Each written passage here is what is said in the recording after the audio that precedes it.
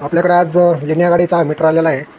Connection पाहू शकताय, फुटलेला आहे. त्याला आपण ऑन टेबलचे कनेक्शन दिलेत. त्याला आपण चेक करूयात. कनेक्शन दिल्यानंतर त्याला पॉवर सप्लाय दिला आहे, तरी पण डिस्प्ले दिसत नाही अजिबात. कोणतीच लाईट वर्किंग नाही आहे. आणि काटे जे आहेत ते 70च्या पुढं आणि इकडं हे 220च्या पुढं, म्हणजे पूर्णपणे मीटर हा करप्ट झालेला आहे. हा फियाट लिनिया आणि पुंटो या गाड्यांमध्ये 2008, 9, 10, 11, 12 या इयरसाठी वापरला जातो. तर हा मीटर आता आपण रिपेअर करूयात.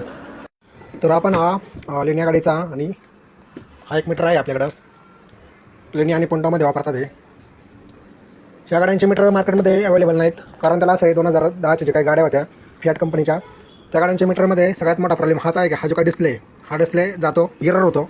तर याच्यावरचं सोल्युशन एकच आहे की हा मीटर रिप्लेस करणे किंवा डिस्प्ले नवीन टाकणे. डिस्प्ले जर नवीन टाकायचा असेल तर हा डिस्प्ले 12,000 रुपये किमतीला मिळतो. आणि मीटर जर रिप्लेस जर करायचा असेल तर आपण सेकंड हँडमध्ये गुड कंडिशन असा मीटर देतो. याची प्राईस रिजनेबल आहे आपल्या इथे. तुम्हाला दोन्ही पण चालू करून दाखवतो. हे दोन्ही पण आपल्या स्कॅनरने स्कॅन होतात. आता आपण याला ऑन ऑफचे कनेक्शन दिलेत. आता मीटर चालू झालेलं आहे. तर किलोमीटर पाहू शकता याच्यामध्ये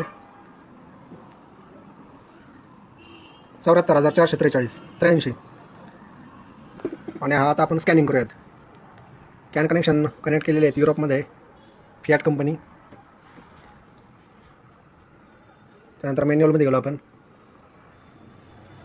नंतर लिनिया 1.3 सिस्टम आणि मरेली इन्स्ट्रुमेंट.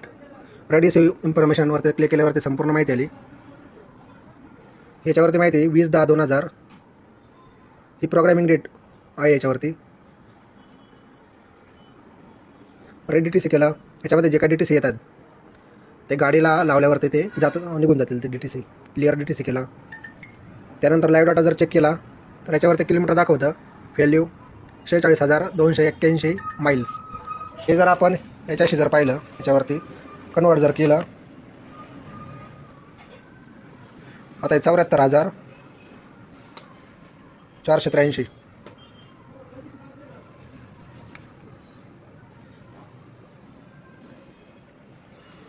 आता हे जर आपण ऑनलाईन नेटवरती टाकून पाहिलं 74,483 किलोमीटर्स टू माईलमध्ये जर गेलं तर 46,281 असं एवढं येते.